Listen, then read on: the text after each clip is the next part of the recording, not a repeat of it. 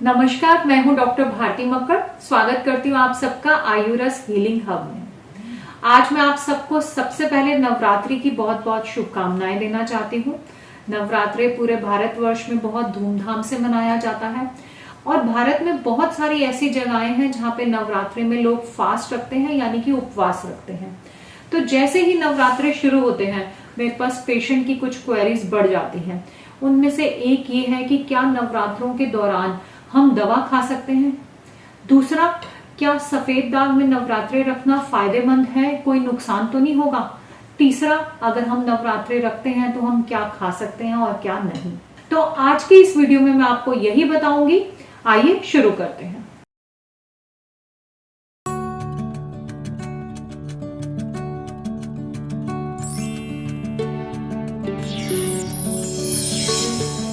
आयुर्वेद में उपवास रखना फायदेमंद बताया है कि हम सबको कभी ना कभी उपवास रखने चाहिए, इससे बहुत फायदा होता है।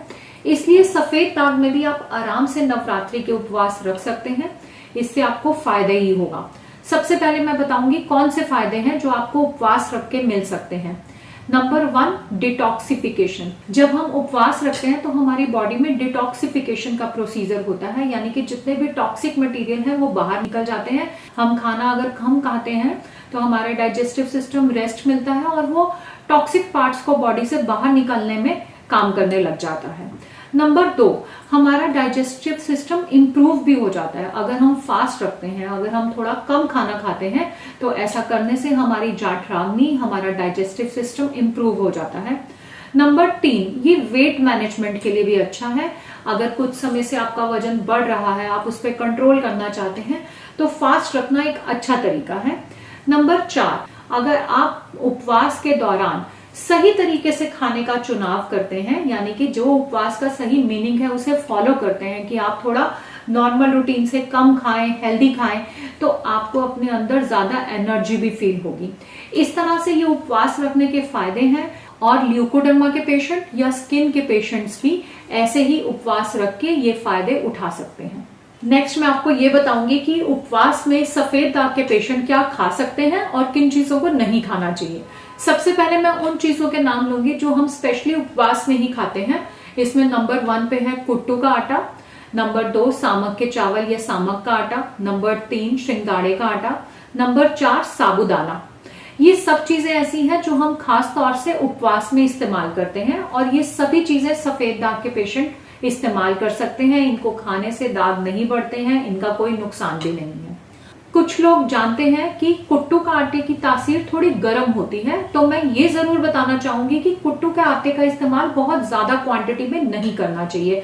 जिसे सफेद दाग है उसे भी नहीं करना चाहिए, और वैसे जिन्हें सफेद दाग नहीं है, जो वैसे भी लोग नवरात्रि का फास्ट रखते हैं, उन्हें भी कुट्टू के आटे का इस्तेमाल बहुत ज्यादा नहीं करना चाहिए। इसके लिए आप 2-3 चीजों का ध्यान रख सकते हैं। नंबर 1, अगर आप कुट्टू के आटे से कुछ भी बनाना चाहते हैं, जैसे आप पूड़ी, रोटी, पकोड़े कुछ भी बनाना चाहते हैं, तो उसमें कुट्टू के आटे की क्वांटिटी कम करके उसकी जगह सामक के चावल का आटा या सिंगाड़े का आटा उसमें मिक्स कर सकते हैं।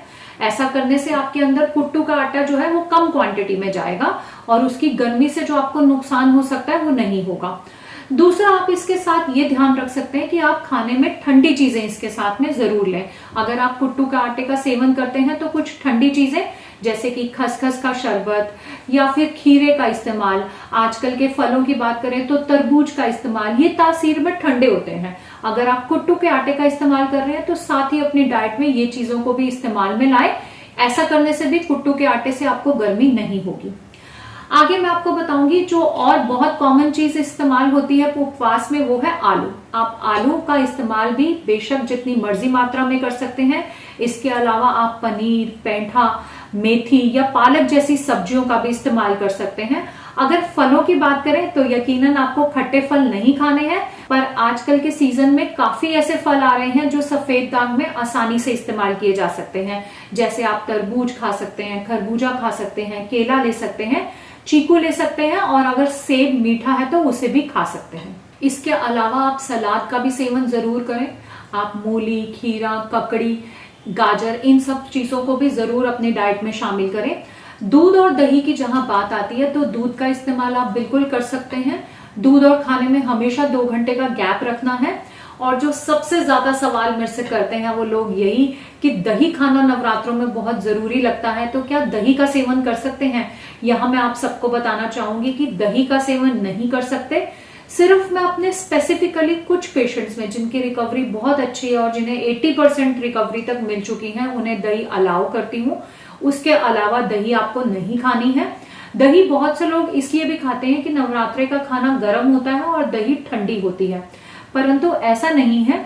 दही की तासीर भी आयुर्वेद में गर्म बताई है, तो अगर आप दही ना खाकर इसकी जगह पहले जो मैंने ठंडी चीजें बताई हैं उनको अपने डाइट में शामिल करेंगे तो आपको कोई नुकसान नहीं होगा और सफेद दाग में भी कोई दिक्कत नहीं आएगी। तो दही का इस्तेमाल आपने व्रत के दिनों में भी नहीं करना है। दूध से बनी बाकी चीजों का इस्तेमाल आप कर सकते हैं। आप खीर खा सकते हैं, आप मक्खन, घी, इन सभी चीजों का इस्तेमाल कर सकते हैं।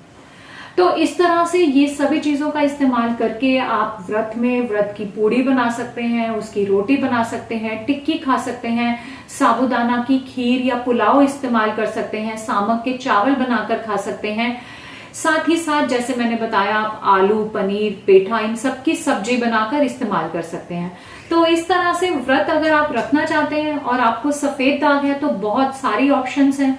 आप आराम से नवरात्रि के फास्ट रख सकते हैं, आपको सफेद दाग में कोई दिक्कत नहीं आएगी और फास्ट या उपवास से जो फायदे होते हैं वो आपको जरूर मिलेंगे और उनकी वजह से हो सकता है आपकी सफेद दाग की रिकवरी बेटर होने लगे। आशा करती हूँ आज का एपिसोड आपको अच्छा लगा। एपिसोड अच्छा लगा तो एपिसोड को लाइक करें, मेरे चैनल को सब्सक्राइब करें। आप मुझे इंस्टाग्राम, फेसबुक पे भी फॉलो कर सकते हैं और आप मुझे मेरी वेबसाइट पे भी फॉलो कर सकते हैं। धन्यवाद।